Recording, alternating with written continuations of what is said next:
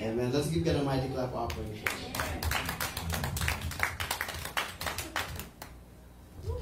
Thank you for the beautiful testimonies everybody gave this wonderful evening. Thank you for encouraging us through your proclamation of the goodness of God in your lives. You know, it's always a blessing to hear beautiful testimony. Maybe to a lot of people it's trivial. Maybe they don't mean much, but for us, they are what God has done. Amen.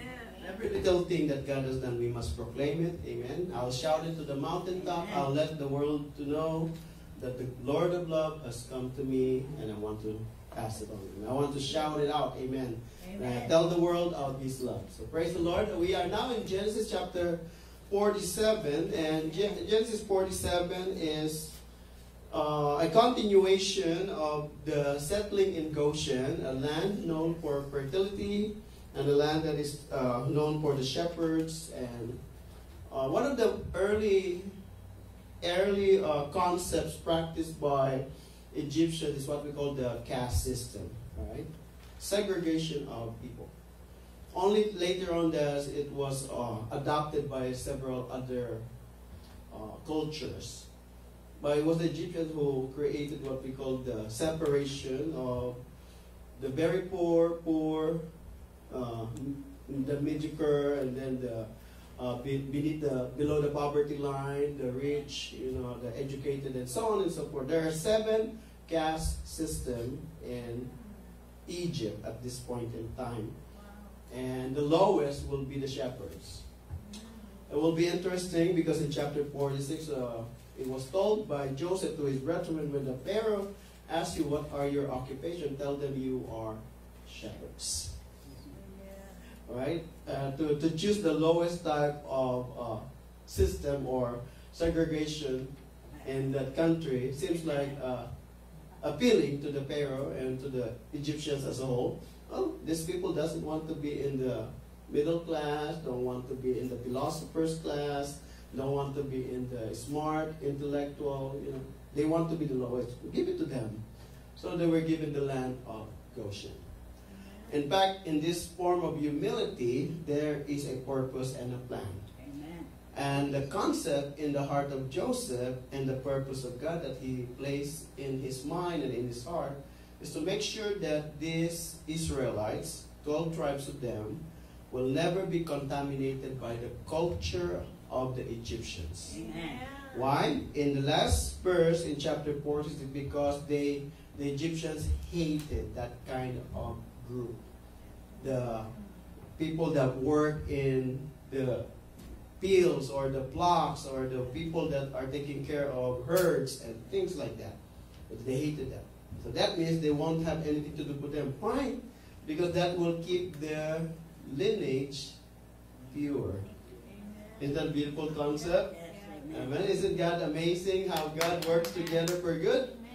To them that love God. So, with that in mind, and as a foreshadow of what we are going to study this evening, in Genesis chapter 47, we will see, brothers and sisters, the circumstances, how God's faithfulness has been available and present in providing for His people, even in the most difficult time in a foreign country.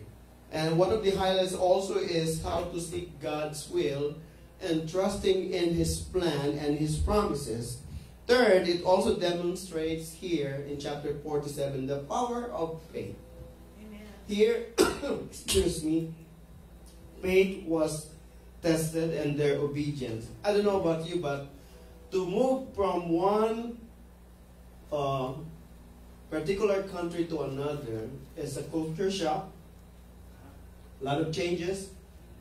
You don't know your way around, right? It's very difficult. It makes a lot of people go sick, or go back to where they came from. I can't live here. I don't know how the people do these things here, right? So, and not to mention, it's a tremendous number of people, at least 1 million of them. No, I'm so sorry. When they started 74, 70, 66, and then 70, that was the beginning of the arrival there. And then in time, it will turn after 4 century or 400 years. They will become the most powerful clan there in Egypt. Amen?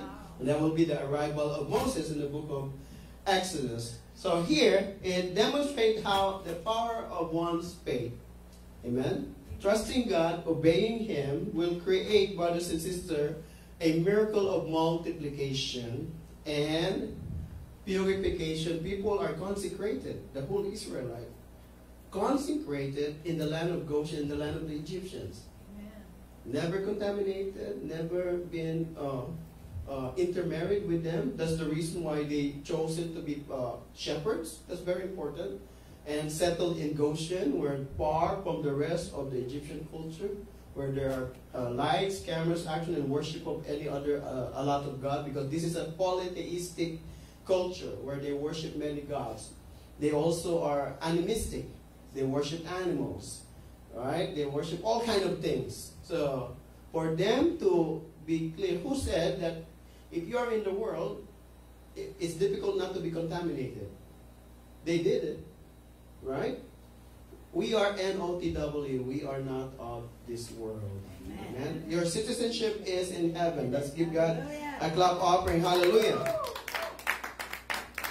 But last but not the least, it truly give us the importance of family. How one family, 70 of them, not including women, 17 all males I mentioned, how this one family's legacy and Joseph used by God to ensure that this family's culture and their standing and their identity will remain and their heritage will stay throughout the generations to come. Amen? Amen. And that is very beautiful. So, in God's provision in Genesis 47, we will see how God's divine sovereignty is at work here. Amen? Amen. Anyway, from chapter 1 all the way to here, we always see the hand of God at work. Today, our title, The Prince of God, which is Israel or Jacob, how he meets up with the Pharaoh of Egypt or the Prince of Egypt. Amen? Let's begin our reading, beginning with verses 1 all the way to verse 34. No. 31, I'm sorry. Okay, let's begin with Pastor Bry. 4 verses each, I guess. Amen. Praise the Lord. Then Joseph went and told Pharaoh and said, My father and my brothers, their flocks and their herds, and all that they possess, have come from the land of Canaan. And indeed, they are in the land of Goshen. And he took 5 men from among his brothers and presented them to Pharaoh. Then Pharaoh said to his brothers, What is your occupation? And they said to Pharaoh, Your servants are shepherds, both we and also our fathers. And they said to Pharaoh, We have come to dwell in the land, because your servants have no pasture for their flocks. For the famine is severe in the land of Canaan. Now therefore, please, let your servants dwell in the land of Goshen. 5, 6, 7, 8, Sister Len. Then Pharaoh spoke to Joseph, saying, Your father and your brothers have come to you. The land of Egypt is before you. Have your father and brothers dwell in the best of the land. Let them dwell in the land of Goshen. And if you know any competent man among them, then make them chief herdsmen over my livestock. Then Joseph brought in his father Jacob and set him before Pharaoh. And Jacob blessed Pharaoh. Pharaoh said to Jacob, How old are you? Verses 9, 10, 11, and 12, Sister Betty. And Jacob, all the way up. And Jacob said,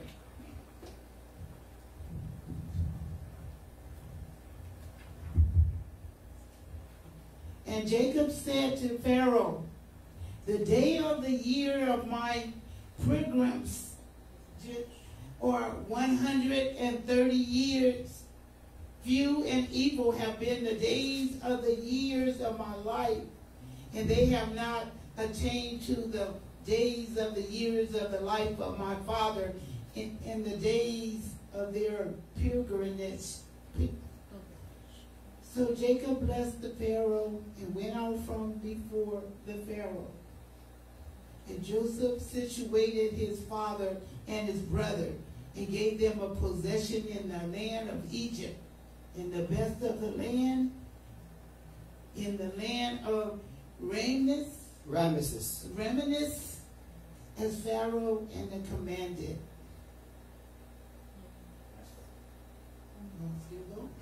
Then Joseph provided his father, his brothers, and all his father's household with bread, according to the number in their families. 13, 14, 15 to 16. Sister Joan.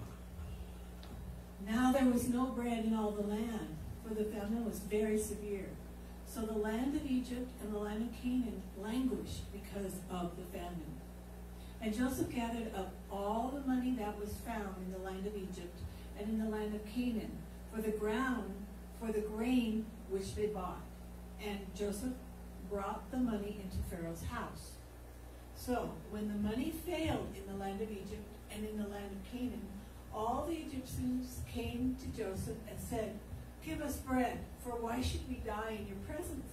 For the money has failed." Then Joseph said, "Give your livestock, and I will give you bread for your livestock, if the money is gone." Next. So they brought their livestock to Joseph, and Joseph gave them bread in exchange for the horses, the flocks, the cattle of the herds, and for the donkeys. Thus he fed them with bread in exchange for all their livestock that year. When that year had ended, they came to him the next year and said to him, "We will not hide from my Lord that our money is gone. Amen. My Lord also has our herds of livestock. There is nothing left in the sight of my Lord but our bodies and our lands. Why should we die before your eyes, both we and our land? Yet buy us and our land for bread, and we and our land will be servants of Pharaoh. Give us seed that we may live and not die, that the land may not be displaced." Then Joseph brought all the land of Egypt for Pharaoh, and for every man of the Ephesians sold his field, because of the famine was severe upon them. So the land became Pharaoh's.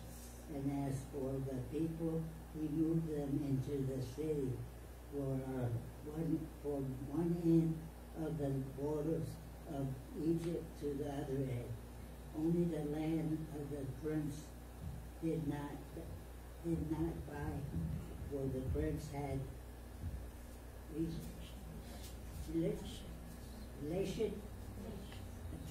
authority to them by Pharaoh, and they are their rulers, which Pharaoh gave them. Therefore they did not sell their land. Then Joseph said to the people, "Indeed, I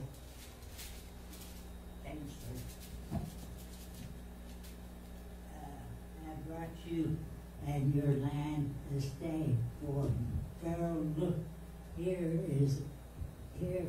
is seed for you, and you shall sow the land." Amen. Sister Dwena, verse 24, all the way to the last verse. "And it shall come to pass in the harvest that you shall give 1/5 to Pharaoh. 4/5 shall be your own, as seed for the field and for your food, for those of your households, and as for food for your little ones." So they said, "You have saved our lives. Let us find favor in the sight of my Lord, and we will be Pharaoh's servants." And Joseph made it a law over the land of Egypt to this day, that Pharaoh should have 1/5, except for the land of the priests only, which did not become Pharaoh's. So Israel dwelt in the land of Egypt, in the country of Goshen, and they had possessions there and grew and multiplied exceedingly. And Jacob lived in the land of Egypt 17 years. So the length of Jacob's life was 147 years. Amen. When the time drew near that Israel must die, he called his son Joseph and said to him, Now, if I have found favor in your sight, please put your hand under my thigh and deal kindly and truly with me. Please do not bury me in Egypt, but let me lie with my fathers. You shall carry me out of Egypt and bury me in their burial place. And he said, I will do as you have said. Then he said, Swear to me. And he swore to him. So Israel bowed himself on the head of the bed. Praise the Lord for the reading of His Word. Let's close our eyes for a moment. Let's pray. Let's ask the Lord for direction. Most gracious Heavenly Father, in the precious name of your Son Jesus and the anointing of the Holy Spirit, we humble ourselves tonight. We seek thy face. We turn away from all our wicked ways, because you promise you will hear us from heaven and forgive us of all our sins. Our Father who art in heaven, hallowed be thy name. Let thy kingdom come, thy will be done on earth as it is in heaven. Give us this day our daily bread, and forgive us our trespasses, as we forgive those who trespass against us. Lead us not into temptation, but deliver us from all evil. For thine is the kingdom, the glory, the honor, and the power, both now and forever. To your hands we commit, O Lord, this Bible study. We ask for wisdom, knowledge, and understanding that only comes from you. The very mind and oracles of God be presented in our midst. Convey your message in such a powerful way, like a double-edged sword. Allow it to penetrate our hearts, even to the vision of our soul and spirit. Your word, it will not return unto you void. Allow it to accomplish the very purpose that you have sent it to us tonight. I pray for each and everyone who are hearing and listening this word. I pray that their hearts will be made of good hearts and good soil, that in time it will grow in them and bear so much fruit. We pray, O Lord, that your power has no limit of time, place, nor space. I pray that you minister even to our regular watchers and listeners to this wonderful broadcast in the name of Jesus. As we are near our end of the study of the book of Genesis, I pray, O God, that it continue to make us all fruitful in every area of our life, and the insights that we have received from you help us tremendously in our walk with you. We thank you, Lord Jesus. You are the shepherd of our soul. Guide us now. In Jesus' name we pray. Everybody will shout. Amen. Amen and amen. Praise the Lord. Hallelujah. Let's give God a mighty clap offering. In our beginning part of chapter 47, we notice here the effect of the ministry of Joseph, not only to the people of Egypt, but also to his family as well. His ministry has been successful so far. The moment that he was elevated and promoted by God and become the second in command in the entire Egypt. And here, brothers and sisters, it begins in verse 1. Joseph went and told Pharaoh and said, My father and my brothers, their flocks and their herds and all they possess have come from the land of Canaan. Here is the moment of presentation and the moment of Joseph presenting his entire family, 5 chosen ones with him. And he declared before Pharaoh, together of course with Jacob. So the other 4, you may probably guess, it was not mentioned who are there. So if you think Jacob is one of them, of course, because he spoke here. The other 4 were never mentioned. We can have a wild guess. I will guess Judah was there. Definitely not Reuben nor Simeon. Most likely Benjamin will be there. Amen. The other 2, we don't know. Amen. That's our wild guess. But if you will ask me, I will probably pick Dan and Naphtali, even though they are not the real son. And the reason for that will become obvious in Isaiah chapter 9. You will see in Isaiah chapter 9 the importance of Dan and Naphtali, where Jesus will first proclaim the gospel upon the seashore. right? And in the area where Naphtali is, will be the area where we will find Nazareth. So that's why I said if I will have to pick 5 people here, right? Of course, Jacob was there, and he will pick Benjamin. Benjamin will be there, right? And then the other 3 will be Judah, and then I strongly believe it will be Dan and Naphtali. Now, why Benjamin? Benjamin, it will be a prophecy that out of him, the smallest of all clans, the first king of Israel will come from him. King Saul is the smallest of all clans, and yet out of him will come the first king. Not only that, we have one of the greatest Benjaminites in history in the life of Saul of Tarsus. Later on was called Paul. Amen. He was a Benjaminite. So those are the 5 people. Now, the number 5 is a number of grace. That's very important too. Now, we don't believe in numerology, but they are very significant for me. 1 is the number of the oneness of God. Amen. 2 is a number that of partnership. 2 hits are better than 1 because if one falls down, the other can lift him up. Amen. 3 is the number of Trinity. 4 is a number, together with 12, is a number of government. Amen? 4. 5 is the number of grace. 6 is the number of man, you and I. That's why we have 666. 7 is the number of completion. 8 is a number of fruitfulness. 9 is not lucky number. 9 is a number of actually trials and tribulation.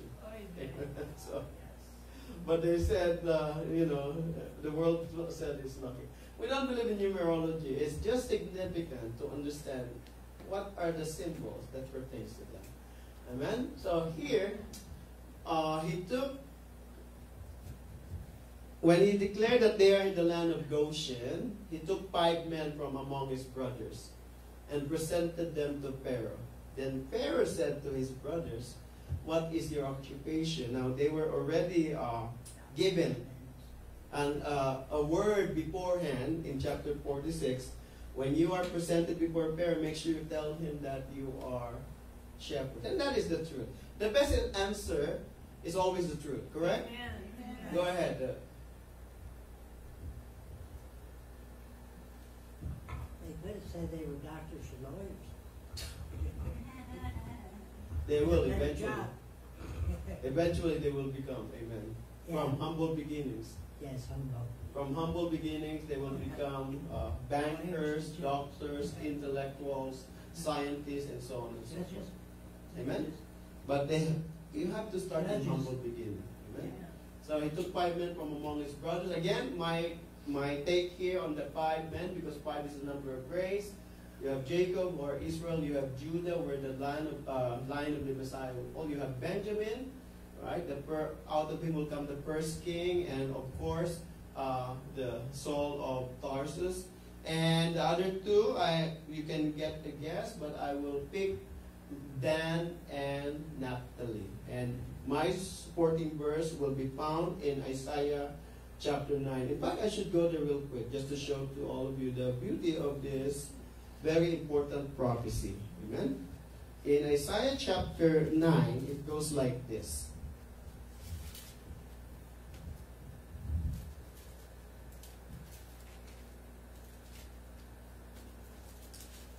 I'm sorry, it's not Dan, it's Zebulun. Zebulun and Naphtali. Nevertheless, the gloom will not be upon her who is distressed in verse 1. As when at first he lightly esteemed, God said he lightly esteemed, the land of Zebulun, which is by the coastal town, Zebulun, and the land of Naphtali, afterward more heavily oppressed her, by the way of the sea beyond the Jordan, in Galilee of the Gentiles. Right? The people who walk in darkness have seen a great light. Those who dwelt in the land of the shadow of death, upon them a light has shined. Arise, shine, for the light has come. You have multiplied the nation and increased its joy. They rejoice before you according to the joy of harvest. Men rejoice. And then in verse 6, unto us a child is born, to us a son is given. Amen. So that was the very important 5 people here, even symbolic of what is to come. Now, you will not find them, my answer there to a lot of commentators. That's just the Holy Spirit told me. Amen? So, I believe that is a very good word from the Holy Spirit, those 5 people. Amen? And he said, what is your occupation? We are shepherds. Shepherds, like I mentioned in the introduction, is in a culture that has a caste system where they are segregated by their type of work. The work of a shepherd is the lowest. In fact, it never changed for thousands of years. The work of a shepherd, even until the time of Christ, if you are not from an influential family, if you are not educated, if you are not wealthy, you will only get a job of a shepherd. Right? But praise the Lord, because the first great news was mentioned not to the royalties, not to the educated, not to the intellects, but to the lowly shepherds. Amen. Praise the Lord. Let's give it a clap up. Because humility is very important in the sight of God. You know, in studying Genesis, it should teach us how to humble ourselves. It should teach us the character of the Holy Spirit, to be humble. To have love is to be humble. To have joy is to be humble. In fact, the fruit of the Holy Spirit of love, joy, peace, patience, kindness, goodness, gentleness, faithfulness, and self-control are all attributes of a humble heart. Amen. Now, John chapter 3 said, unless a man be born again, he cannot enter nor see the kingdom of heaven. Amen. Now, to be born again is not born by water, but born of the Spirit. Amen. To be born of the Spirit is for the people to see the reflection of the Holy Spirit in our life. Now, if a person is boastful, are they born again? I question it. I doubt it. Amen. Because you can never enter the kingdom of God unless you're humble. Praise God for Humility is the passport to the heart of God. I learned humility in the study of Genesis. I've learned it. And I've learned it, and not only learned it, I said I have to practice it. Amen. It teaches me to humble myself, Amen. acknowledging that I didn't know much. I don't know much. But I know I love you. Praise the Lord. I realize that I don't know much in this area of wisdom, knowledge that comes from God. When you study, it humbles me. It's humbling experience to study the Word of God. I'm so blessed to have this journey in the book of Genesis with all of you. The first person that was changed is your teacher. Let's give it a clap. Hallelujah. Amen. Then Pharaoh said to his brother, what is your occupation? They said, Pharaoh, your servants are all shepherds, both we and also our fathers. And they said to Pharaoh, we have come to dwell in the land because your servants have no pasture for their flocks, for the famine is severe in the land of Canaan. Now, therefore, please let your servants dwell in the land of Goshen. And now, I don't know about you when famine hits or there is what we call severe drought. Not even the grass can grow. Right? Right. And drought and famine, and back in the days when there was famine in Ethiopia, you remember those Time magazine where they showed that dry skull of animals littered the desert of Ethiopia back in the days, and we sent help, right, to those countries because of their severe famine. Go ahead, Brother Joseph. They also showed on, I think it was, anyway, a magazine where an Opian man was with a candy bar. Candy bar? Yeah. Hershey? He was Oh, Payday. There's a whole box of them behind him. Yeah. That's how hungry they were. They were in Somalia, if you remember those times where there was severe famine and drought. Not even grass grow.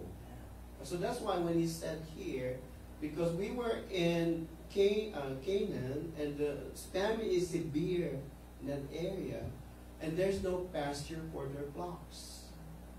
there's no water, there's no food, the flocks will also die. And if they die, there's no work.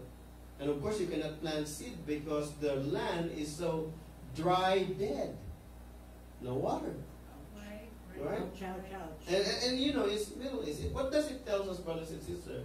That a life that is dry and doesn't have the living water of Jesus, a life that is parched without the bread of life, we will be in deep trouble. A lot of people in this world that are walking right now are physically well, but spiritually bankrupt. Amen? Because of their lack of sustenance to the bread of life and the living water that is our Lord and Savior Jesus Christ. We've got a clap offering here. Hallelujah. Amen? Then Pharaoh spoke to Joseph, saying, your father and your brothers have come to you. Now, the way he said it was pleasing. He was in joyful mood. Okay? It mentioned in history who was this Pharaoh at the time, but it's not important what is his name. He was very happy, and this new Pharaoh, this actually at the turn of the severe drought, the old Pharaoh passed, according to historians. This is a new Pharaoh that continued the legacy of the dad that passed, honoring the promise to Joseph. But after this Pharaoh, during the time of Moses, they don't recognize anymore the words of the Pharaoh that supported the Israelites. And you will notice that there will be hardness in their heart. Yes. Now, the Bible, of course, said that God hardened the heart of Pharaoh, correct?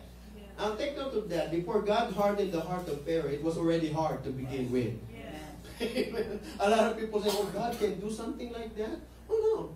It started as arid and hard it can be. The Lord just make it more brittle and hard and really hard to reach. Right? But it started with a very questionable belief in the God. Who is this God that you're talking about? He tells that to Moses. Right? Not even a hint of reverence. So that's very dangerous because God can make it more harder. Oh, ouch. Right? So that's very important. But this Pharaoh in the time of Joseph, both the elder one that passed and this one, are both, they honored Joseph and his God. Amen. Amen? And when you, the Bible said, whenever whoever bless you, I will bless them also. Amen. Right? And that's why Brother Joseph insists on, let's pray for Israel, for Judah. Of course we are. Amen. We lift them up to the Lord in our prayer. Because God will bless those who bless them. Amen. Amen. And we become channel of blessing for His people. Praise the Lord. Hallelujah. And then, here we go. Now they're going after the Christians. They're attacking the Christians now. Yeah. They say we're left, right. Yes, and that's what we were saying, Pastor Brian. Christians now. Yeah. Over there, they really persecute the Christian. Yes, it's all. In fact, if you mention Jesus there, you might get in trouble. Yeah. That's God. Yeah. That's all right. That's I okay. don't care, I don't care. You still pray for them. Yes, regardless, yes. Okay? The land of Egypt is before you. This is the words of Pharaoh. Have your father and brothers dwell in the best of the land. Let them dwell in the land of Goshen. And if you know any competent, the word competent here means people of authority, people that are strong, people that are responsible, people that are able to be active. Amen? Or men of strength. Amen? And men of strength, let them be chief herdsmen over my livestock. So that will give them good position. Then Joseph brought in his father Jacob and set him before Pharaoh. And this is very important. The meeting of the Prince of God and the Prince of Egypt. Now imagine, 5 of them came in, just imagining that you will be entering the greatest empire at the time. You know, royalty with all this beautiful, pompous, this beautiful court appearances and everything. I don't know, I've never been to a kingly palace anyway, so I will probably never enter one in all my life, except I've been to Malacanang, the palace of the president of the Philippines back in the days. But that's about it. But this kind of royal courts, brothers and sisters, are the word is magnificent. It's beyond words. So here is Jacob, an old shepherd, entering the courts of Pharaoh, and the son Joseph, who is already there for so long, and who's more look like an Egyptian than a Hebrew, right? Yet he never loses his identity as a Hebrew. But he looks more Egyptian than most Egyptian for being there for so long. He looks like an Egyptian, but the father still looks like a shepherd. Now, he probably come up with clothes to put on him, and you're going to see the Pharaoh, the king of Egypt. You need to be presentable. This is something that I don't understand with people when they are meeting God. When they are going to church. Why do I need to wear my Sunday's best? Because you're entering His courts with thanksgiving in your heart. Amen. And if you are about to meet someone important, you will show up, you will dress up, Amen. dress to kill if needed, give your best, Amen. because you're not meeting with an ordinary person. See, church, this is very important. I see preachers that preach with jeans, t-shirts. Says, I grew up in a Bible school that teaches us the sanctity of the pulpit. Amen. That is very important to make yourself presentable, not for appearance sake, but for the one who are you meeting there. Respect. It's respect. It's reverence. Amen. It's declaring, hallowed be thy name. Amen. Right? Right. Now, of course, they say, come as you are. That's true. But your heart is more important. And here, according to court rules, etiquettes, and concept, Joseph dress up the dad. Dress up the four other brothers. Make yourself presentable to the king of Egypt. Amen. Now, when we enter the kingdom of God, enter His courts with thanksgiving. Yes, you come as you are. That is very true. But the moment that you realize that He is awesome in this place, you will be ashamed. Can I go back home and change? I'm about to meet the king. Right? That's why we dress up. Let's give it a clap. Simple concept that people ignored in our time and age. I know I can come whatever I want. I'll preach in t-shirt. Come on, man. Huh? It's a joke. it was the author of this MacArthur Study Bible when he said one of the preacher, what do you think about him? He's not qualified to. Why? Look at him. He's wearing jeans and shirt preaching. That's a disrespect to the king. Right? We don't do that. Give honor where honor is due. Amen. Amen. He deserves my time, talent, my treasure. You can dress up going to a party. You cannot dress up going to church. Can I hear some ouch? Ouch. You can dress up in the graduation of your children, but you cannot dress up in a church. Right? You make yourself presentable in other affairs of this world. Amen. But when it comes to the affair of your eternal life, you can't give your best. Here, it teaches me the importance of presenting ourselves as a living sacrifice to God, Amen. holy and acceptable to Him, because this is our only honorable and acceptable type of worship. Let's give God a clap offering. Hallelujah. Amen? So, when He brought Jacob, there was a declaration of blessing in the beginning and in the end. Twice, He blessed Pharaoh. Amen. Now remember, this makes Jacob better than Abraham in this way. Why? Because in Abraham's time, when he was in the court of Pharaoh at the time, he was a curse in the sight of Pharaoh. If you remember our study, get away from me, you are a curse. He told Abraham, you told me that he was your sister.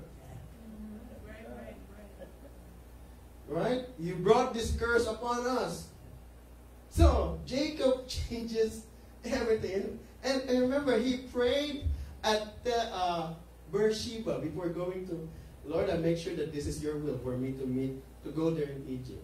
Last time I remember, my grandfather and my father messed it up. They all get in trouble. They were all cursed to their faces by the Pharaoh. Imagine, his history might repeat itself. This time he knows better. I stop by Beersheba. I'll offer a sacrifice of my praise to God. And inquire of him in the temple. And hear his voice. I like the heart of Jacob. Here now he is Israel. He has the heart of God. To seek God and make him number one. Even though all roads are pointing, go to Egypt. Still, I will ask the purpose and will. Because let your will be done on earth as it is in heaven. If we only have that attitude, it will change our concept of worship. Let's give God a clap offering, church. Hallelujah. Amen?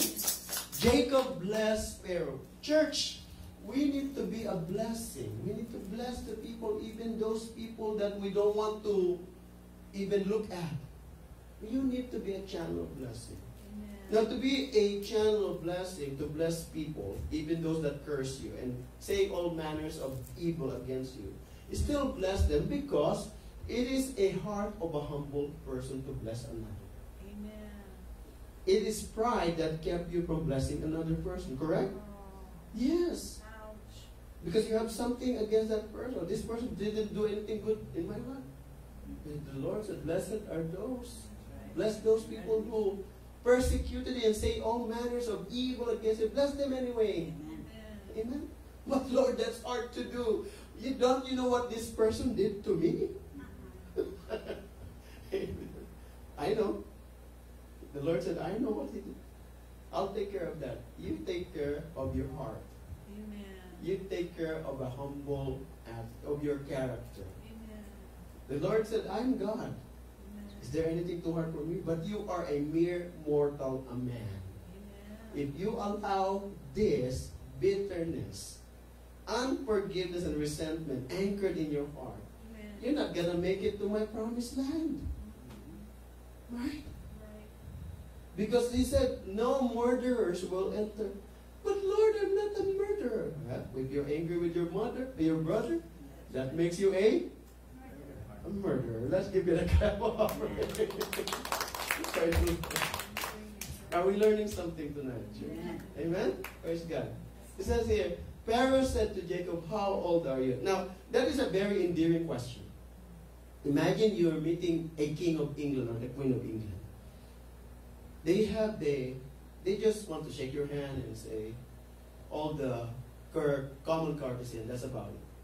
He asked, how old are you? Wow. How are you? That is very endearing. Amen. I see the good heart of the Pharaoh at this point in time. Amen. And Jacob said to Pharaoh, the days of the years of my pilgrimage, he called it pilgrimage. Take note about this word. He did not say my life. Because earth is not his home. Amen. Earth is not your home, church. Amen. You are just a pilgrim. You're passing through. I shall pass through this world but once. Amen. If there is any good thing I can say or any good things I can do, Amen. let me do it now. Amen. For I shall not pass this way again. Amen. It's one time. Yeah. Amen? The days of my pilgrimage are 130 years, few and evil. There's not too many of them. He is very humble person. Yes, there are setbacks. There are rock bottom moments in my life. And who doesn't? Like Sister Jomer said, everybody will experience this. In the world, there will be tribulation, John 16:33. Yes. But be of good cheer. Still smile. I don't know about you. In order for you to be able to smile, in spite of the tremendous amount of pressure, it requires a stable and humble heart. A heart that is ruled by the Holy Spirit and God in your life. Let's give it a clap offering. Amen? He said, only a few and evil have been the days of the years of my life. And they have not attained, he said, I did not achieve the same amount of years my forefathers were. Wow. Because if you remember, beginning with the older line of Jacob, beginning with Adam, Methuselah, you have Noah, Lamech, and all these, they are all 800, 600 years. That's why he said, never, I have not attained to the days of the years of the life of my fathers, in the days of their pilgrimage, in their own journey. Right? Even Enoch, who never seen death, who walked with God. Right? And that's amazing words. He said, as blessed as my life has been. Amen. And I have seen a few evil in my lifetime. We all did. Amen. But I cannot complain. Amen. I see the goodness of God in the land of the living. Praise the Lord. Let's give God a clap offering. That was a very humble word from Israel. So Jacob blessed, or he blessed him in the beginning, he blessed him in the end. And went out from before Pharaoh. That's a beautiful footnote there that people will just ignore. But I thought it was very beautiful when you bless somebody. Now, a lot of royalty will not allow you to bless them. Why is this? It's not common in royal courts to do that. Wow. Because the pride of every king and royals will say, who are you to bless me? I should be the one blessing you. Didn't you check that? Oh, Right? It is against court etiquette that you will declare a blessing to the greatest empire on earth. But because both the Prince of God and the Prince of Egypt have a humble heart. Amen. Why? Because at this point in time, it is a representation of the millennium reign of Christ.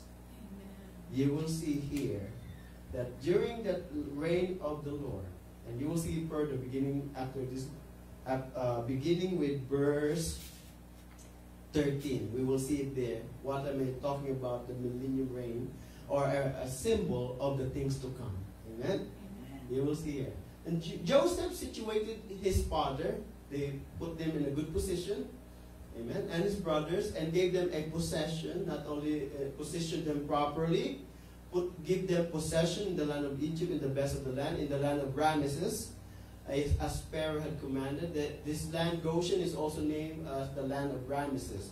Ramesses will be in history as the great, one of the great Pharaoh Egypt has produced.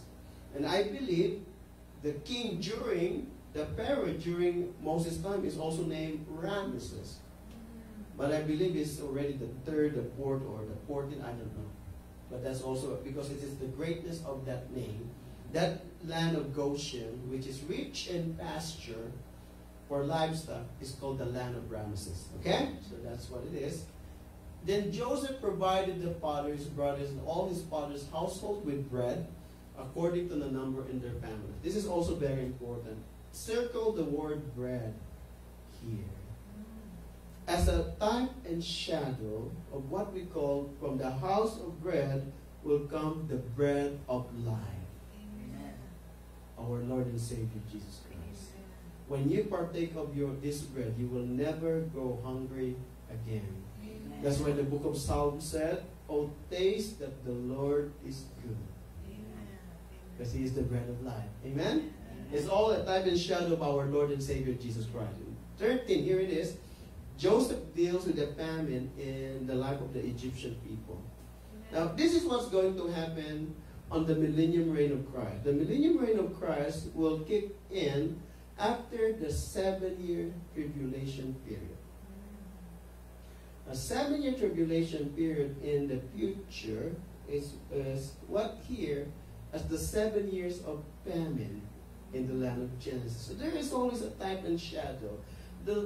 It's good to know that our Heavenly Father works in ways that can give us clue of what is to come. Amen. Because if you need to find an answer in the Scripture also explains it Amen. in other areas. Amen?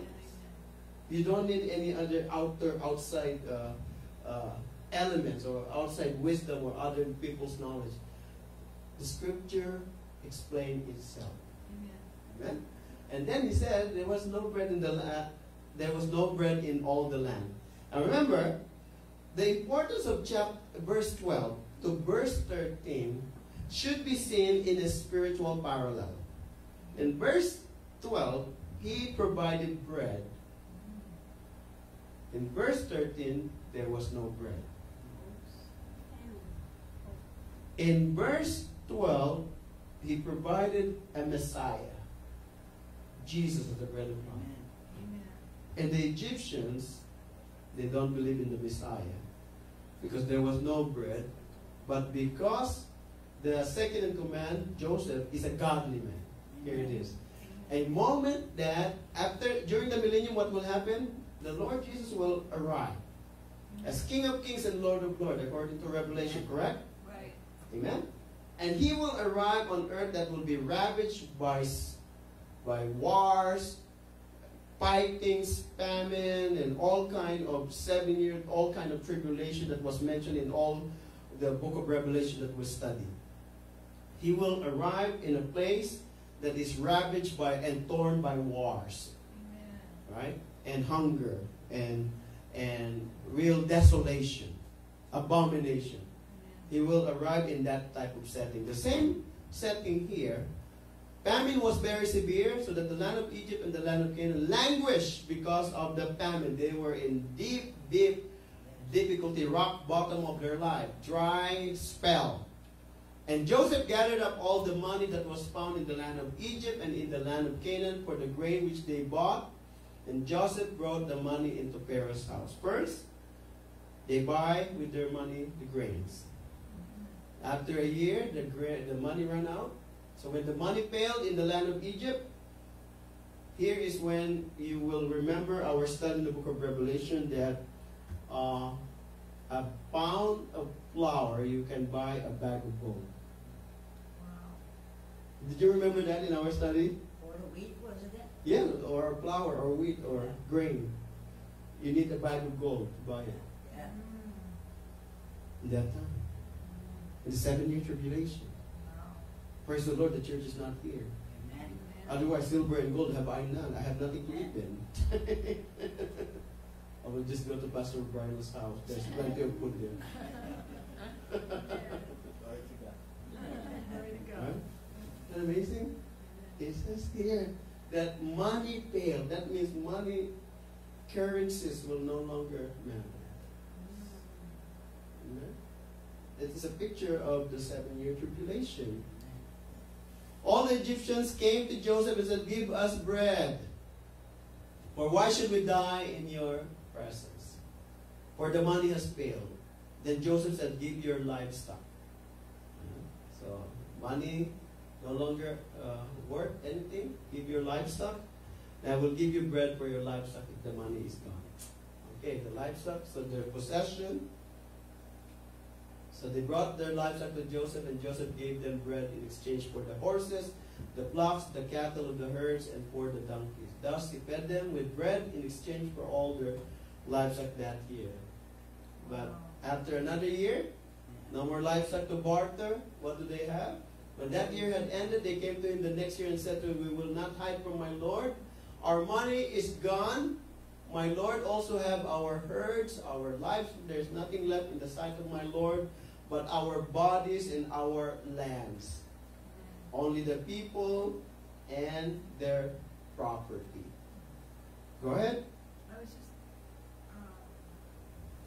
I was wondering if there's a famine and they're bringing all their herds to them, what are the herds eating that they bring to them? They just slaughtering them and putting them in cold storage because there's no food, there's no The rain. government was very rich. Remember, Oh, they I stored guess some going into grains. the- Yeah. They're going into the silos and Yeah. bringing out, and that's what they're using Correct. to feed the. Yes. Okay, thank you.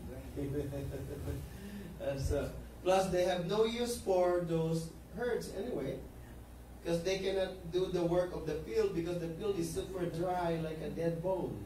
Right. You know, it's dry spell. There's no use for your animals, so they bartered them. But that year had ended. They came to him the next year.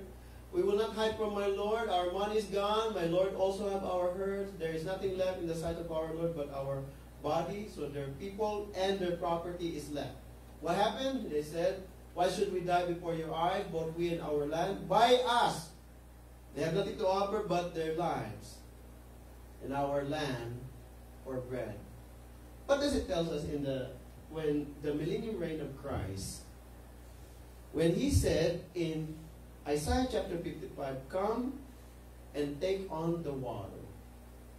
Come, let me just read it real quick. Okay, Isaiah chapter 55. It's also in Genesis chapter 20. Revelation chapter 22. But in Isaiah 55, this is what it says here. It said, everyone who's thirsty, come to the waters. You have no money, come buy and eat. Yes, come buy wine and milk without money and without price. Why do you spend money for what is not bread and your wages for what does? This is an invitation to an abundant life that can only be given by our Lord and Savior, Jesus Christ. Let's give God a clap offering, church. Hallelujah. Why? Why do you have to suffer? All you have to do is receive the Lord. And the Lord will provide. Amen? This is His promise to us. So this is a picture of that day and time. Type and shadows.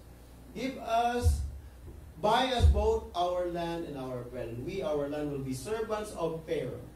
Give us seed, that we may live and not die. But you see, the seed will be of no use. It's drought. Yes. It's parched. So they can only sell the people, their body, and their property, which is the land. Amen. That's about it. Right. So that the land may not be desolate.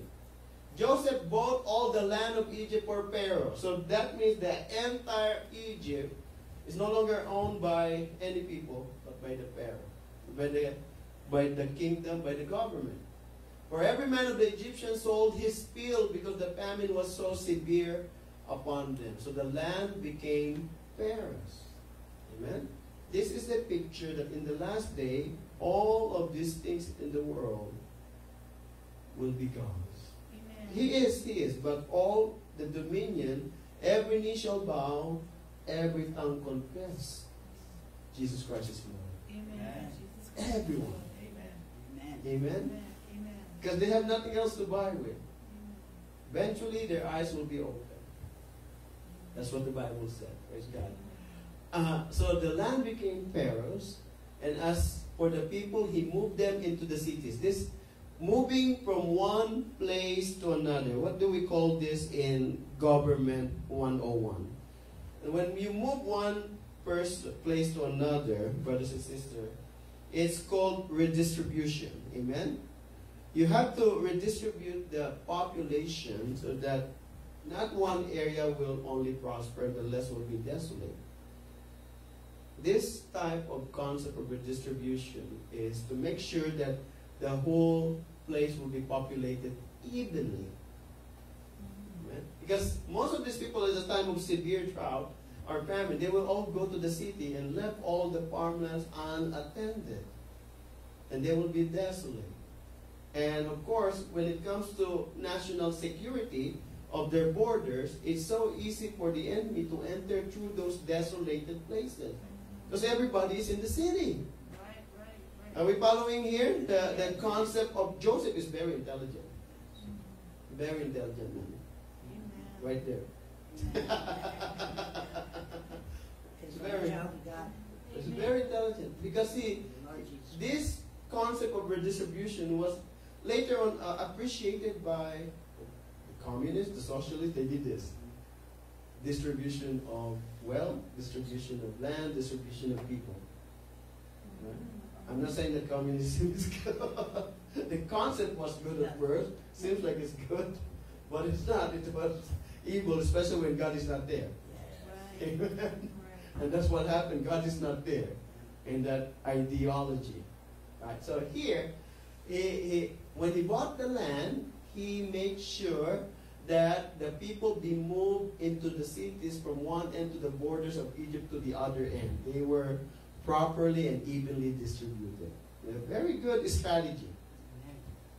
Only the land of the priests he did not buy. Who are these priests? These are the priests, Egyptian priests, who practice witchcraft, sorcery, and magic. Right? That's why in the time of Moses, there's a whole school of them. Right?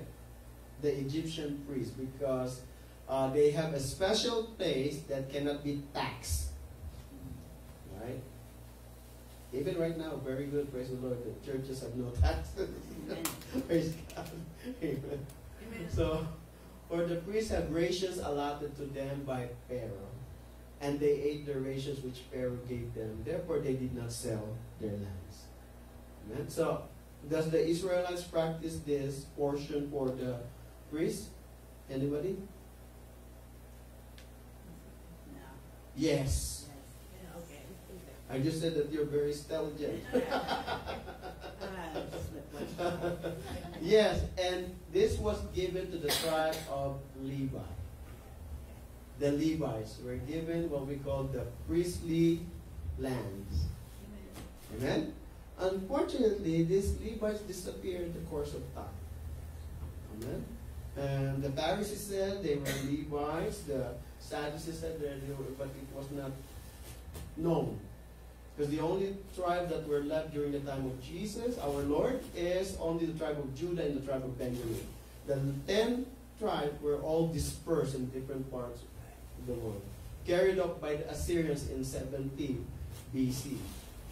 So these are the truth. So what Israel provided a land for its priests and the tribe of Levi. Amen? So here, in verse 23, Joseph said to the people, "Indeed, I have bought you and your land this day for Pharaoh.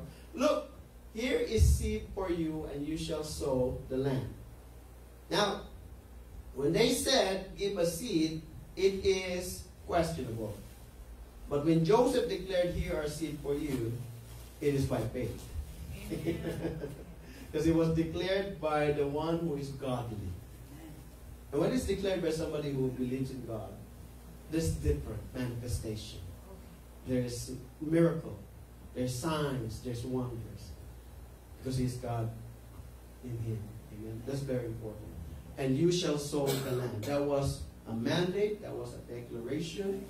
That was a word from the Lord. Amen. And then in 21, it shall come to pass in the harvest that you shall give 1/5. What is 1/5? Anybody? Your math. 20%, okay? 1/5, because 1/10 is 10%. Right? 10%. 1/5 is 20%. So 1/5. So the very important here is when the Lord spoke to Abraham, Isaac, and Jacob, he spoke about the 10th. When Joseph spoke to the Egyptian, he spoke about 20%. When there was the name Zacchaeus. He was a tax collector in the time of Jesus. You know, he said, "I will give 50% of everything." So we have the 10, we have the 20, we have the 50%. But the woman with the 2 mites, she gave everything. Let's give God a clap offering, church. So if you think that you are limited only to 10%, think again. People think, "Oh, I did my 10, that's it." But here is in the New. It said it's not mentioned in the New Testament. Jesus mentioned the 10 in the New Testament, but it never ended there. He came to fulfill the law. Amen. And if you are overflowing with the goodness of God in your life, in fact, you will not only give the 10, not even the 20, not even 50. You will give your everything, just like the woman with 2 mites. Amen. She gave everything. That's all she had. But she gave it all to Jesus.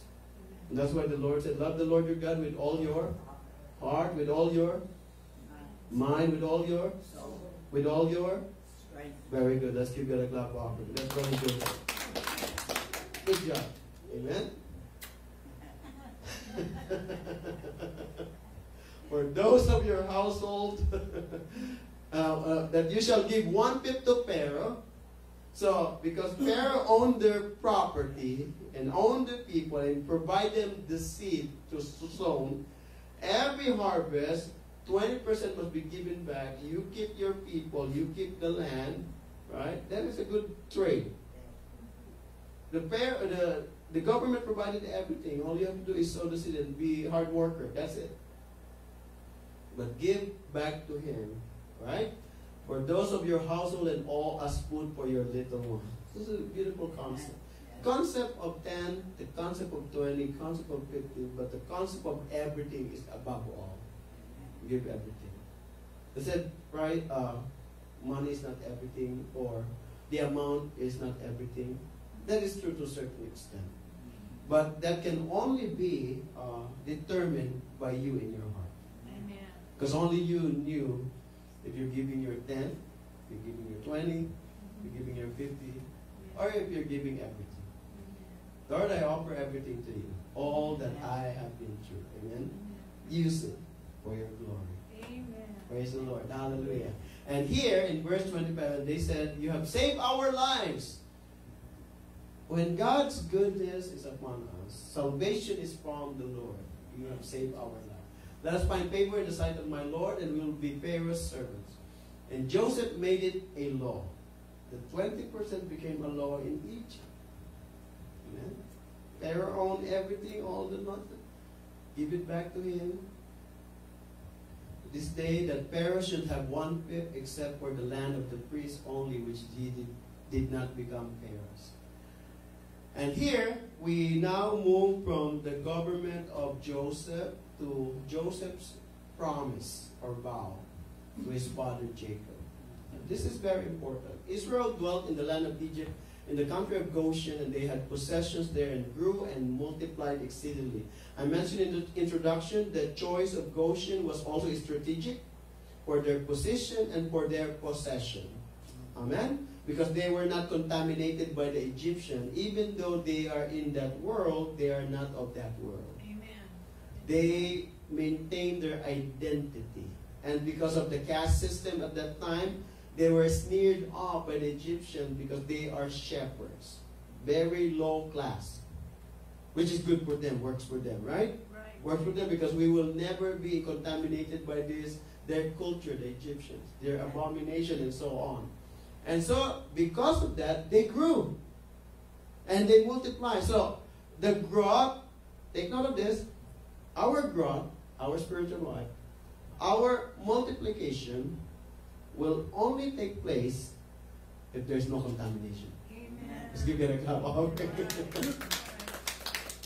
That's why Romans chapter 12 is very important. I beseech you, therefore, in view of God's mercies, offer your lives as a living sacrifice to God, holy and acceptable unto Him, because this is your only honorable act of worship. Do not conform any longer to the patterns of this world, but be transformed by the renewal of your mind. Give God a clap up in church.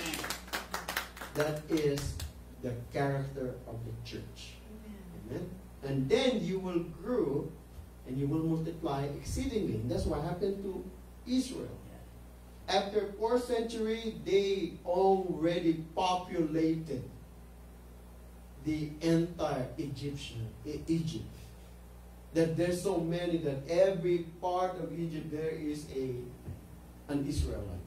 Whether in the guards, whether in the government, whether the doctors, whether the everywhere. Bankers and so on and so forth. Wow. Yes. You know, if you go in different parts of the world today, they said you find 3 people anywhere.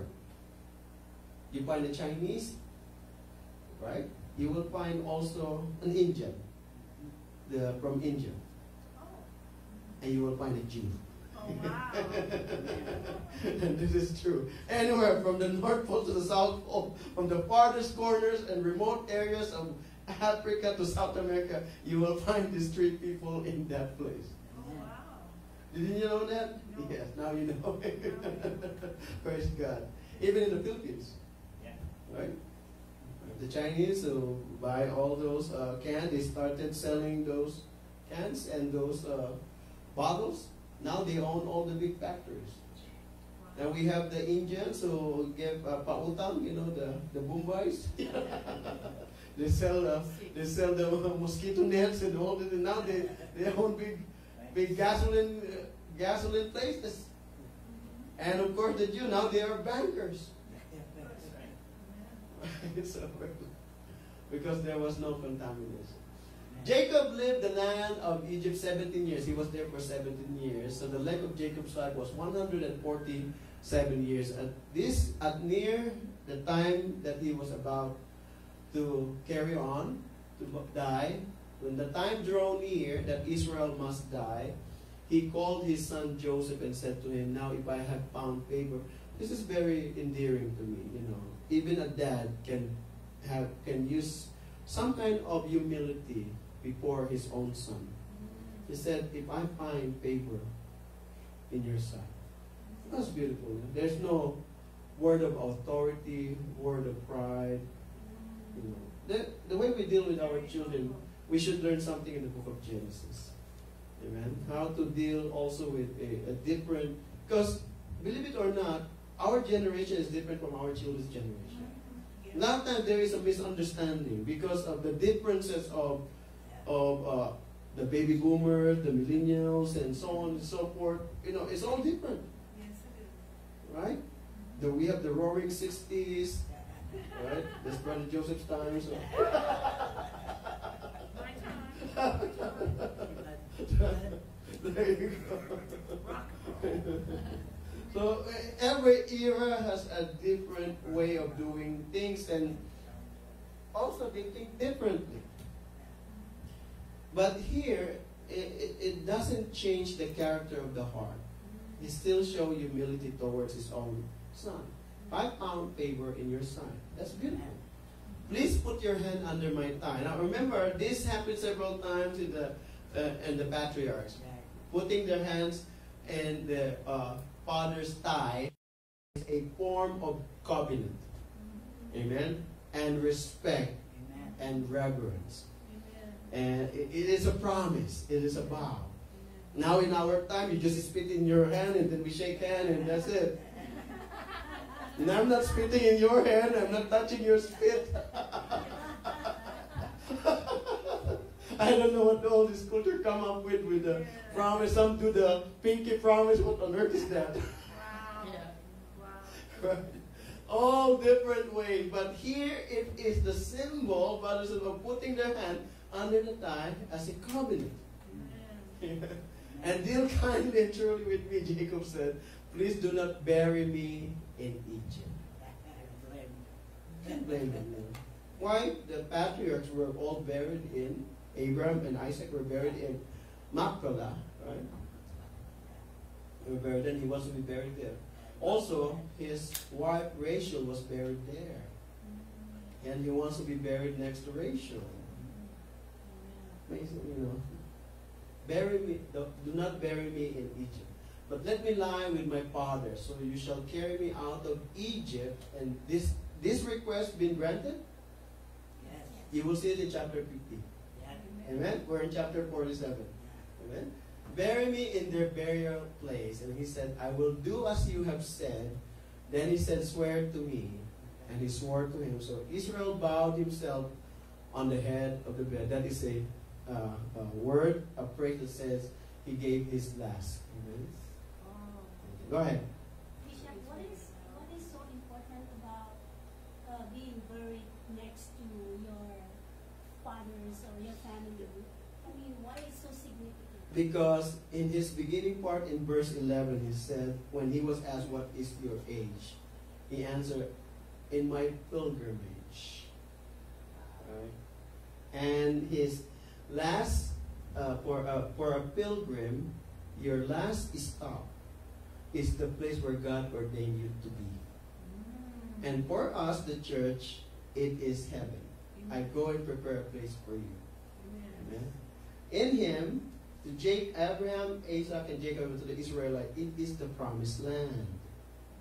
Amen. And it was the promised land. Not to mention, don't bury me in Egypt tells a lot about that place is nothing but abomination. Egypt is a symbol of slavery, of shackles, of abomination, and all these things that pertains to this world. Go ahead. Why does it matter? It matters.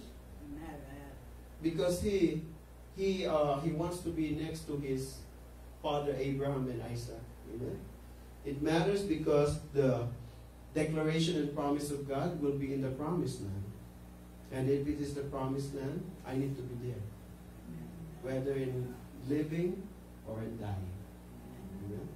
Just the same with us. Whether we live or die, we are with the Lord. Amen? That's very important. Go ahead. But isn't it our soul goes to God? So why is it so important to be buried to next to Rachel? Why is she making my life so miserable suddenly? You're like Brother Joseph. Why does it matter? Because I believe the concept of the promise. The concept of a covenant is very powerful. It's not something that we take lightly. A covenant does not only pertain to the person, but to the place. Covenant pertains to a promise, not with the person only, but with the place. That's why people return to the place where they make the covenant, or they erect a memorial. Remember that? They erect a memorial because that will remind them of the promise, so that it will never be forgotten. All right, go ahead, sister. Jo Marie. Yes, I was thinking, why do I want to be buried Next to your husband. next to, with my late husband? Uh-huh. Why do I want to be there? Because I want my children to be able to come and visit me and see me and look for me and know where they came from. I've kept my maiden middle name, even though I'm a Martinez to my husband, just so my children can know where I came from and where they came from. It's not about me, it's about my family knowing their roots, seeing their roots. And maybe that's why Jacob wants to be there with his family, because that's where he's from, that's where they're all together. Any ancestors that come along, descendants that come along, Yes, can find them. I agree. It's a question of identity. I'm identifying myself to the promise, to the person, to the place, and to my family, my kindred. Amen. Yes. Go ahead. Pastor Brett, would you like to add something? Nothing to add there? So it's just more human. No, it's not human. It's actually more spiritual, to be honest. When when Israel or Jacob choose to be buried not in Egypt but next to the plot where they bought for Abraham and Isaac, and next to Rachel, it is a spiritual concept or idea. That is, the promise was declared not only on a person, not only in a place, but to a symbol of remaining in His presence and following through the process, whether in life or in death. Right? It's a promise. No wonder that in marriage, till death do us apart. Amen. That is very important. A covenant. You still say that? Of course. Did you? We all did, except you. 3 times. 3 times the charm. I get it before. Okay. Praise the Lord. Any more questions? Did you have, Sister Betty, would you like Praise to? the Lord. Praise the Lord. I hope everybody learned something tonight. What a beautiful chapter 47. Amen. Praise the Lord. Shall we all rise and we will invite the Prince of Egypt. No. Joseph. Egypt Road in Lancaster. Come, Brother Joseph, and we'll close the prayer for us. Right now? Oh, Praise the Lord. Thank you, Lord, for the word that we have received. And our dearest brother Joseph will close us in our service tonight. Thank you all who watched this live broadcast. No songs. 7:48. praise the Lord for this message. It helps us grow to know that we're not supposed to be around idols. We're not supposed to be around things that ain't worthy of God and the Lord Jesus Christ. Because God is so good, He gave His only begotten Son to save us. Amen. Because He didn't want us to die. He Amen. wanted us to live for Him Amen. and show how worthy we are for Him. Yes. And spread the word. Or just be nice to people and love one another. That's all God wants. Jesus wants. That's what He died for love, kindness, hope, humbleness. And that's what we have to be for the Lord. Look what He did for us when we were in our sins, our darkest days. He pulled us out of it. Amen. Brought us up to Him. And He gave us a new life in Jesus Christ. I praise His name and give Him glory. And dear Heavenly Father, watch over everybody here going home. Let them get there safely, dear Heavenly Father. And dear Heavenly Father, watch over their children. Watch over their children and their children. In Jesus' name. And let them grow up to be like their parents. Because that's how they learn from their parents. Show them a good life. Don't be mean. Just talk to them like a child. And teach them rightly. Because whippings don't work. It just make push your father apart. But if you talk like the Lord talked to us, you will have saved kids. And they will live for you. They will respect you. Maybe not right away, but later on in their life, they will respect you and say, thank you, Dad. Thank you, Mom, for showing me the way. And I praise the Lord for that. Because I was one of them people with the Lord until I was 18. And I walked away.